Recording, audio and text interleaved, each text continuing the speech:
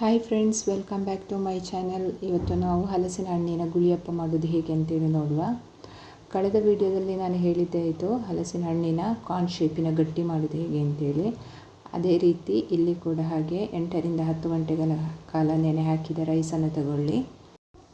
ಅದೇ ರೀತಿ ಹಲಸಿನ ಹಣ್ಣಿನ ಸೋಳೆಯನ್ನು ತಗೊಳ್ಳಿ. ಇದನ್ನು ಚಿಕ್ಕ ಚಿಕ್ಕ ಪೀಸಸ್ ಆಗಿ ಕಟ್ ಮಾಡಲಿಕ್ಕಿಲ್ಲ. ಇದನ್ನು ಮಿಕ್ಸಿ ಜಾರಿಗೆ ಹಾಕಿ ಚೆನ್ನಾಗಿ ನೈಸಾಗಿ ರುಬ್ಬಿಕೊಳ್ಳಿ. ನೋಡಿ, ಈ ಥರ ಫೈನ್ ಪೇಸ್ಟ್ ಆಗಿರಬೇಕು. ನೆಕ್ಸ್ಟ್ ಅದೇ ಜಾರಿಗೆ ನಾವು ನೆನೆಸಿಟ್ಟಿರುವಂತಹ ಅಕ್ಕಿಯನ್ನು ಹಾಕಿಕೊಳ್ಳಿ. ಅದರ ಜೊತೆಗೆ ರುಚಿಗೆ ಬೇಕಾದಷ್ಟು ಉಪ್ಪನ್ನು ಸೇರಿಸಿಕೊಂಡು ಈ ಥರ ಫೈನ್ ಪೇಸ್ಟ್ ಆಗಿ ಅರೆದು ತರಬೇಕು.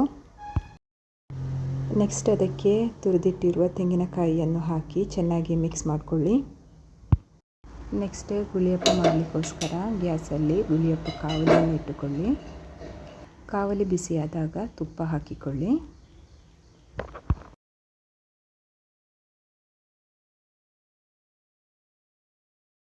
ತುಪ್ಪ ಬಿಸಿಯಾದಾಗ ನಾವು ರುಬ್ಬಿಟ್ಟಿರುವಂತಹ ಹಿಟ್ಟನ್ನು ಪ್ರತಿ ಹೋಲ್ಸಿಗೆ ಫಿಲ್ ಮಾಡ್ತಾ ಬನ್ನಿ.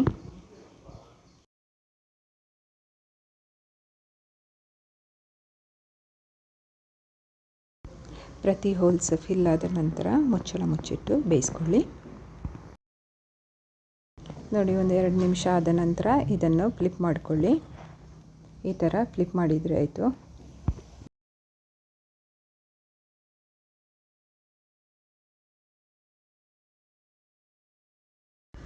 ನಂತರ ಈ ಥರ ಮುಚ್ಚಳ ಮುಚ್ಚಿಟ್ಟು 1 ನಿಮಿಷಗಳ ಕಾಲ ಬೇಯಿಸ್ಕೊಳ್ಳಿ. ನೋಡಿ, ಇದು ಒಳ್ಳೆ ರೀತಿಯಲ್ಲಿ ಬೆಂದಿದೆ.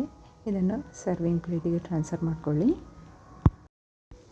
ನೋಡಿ, ಬಿಸಿ ಬಿಸಿಯಾದ ಹಲಸಿನ ಹಣ್ಣಿನ ಗುಳಿಯಪ್ಪ ರೆಡಿಯಾಗಿದೆ. ನೋಡಿ, ಒಳ್ಳೆ ಸಾಫ್ಟಾಗಿ ಬಂದಿದೆ. ನಿಮಗೆ ಇಷ್ಟ ಆದರೆ ಈ ವಿಡಿಯೋ ಲೈಕ್ ಮಾಡಿ, ಶೇರ್ ಮಾಡಿ. ಅದೇ ರೀತಿ ಹಲಸಿನ ಹಣ್ಣಿನ ಗಟ್ಟಿ ಮಾಡಿರುವಂತಹ ವಿಡಿಯೋದ ಲಿಂಕನ್ನು ಡಿಸ್ಕ್ರಿಪ್ಷನ್ ಬಾಕ್ಸಲ್ಲಿ ಕೊಟ್ಟಿದ್ದೇನೆ.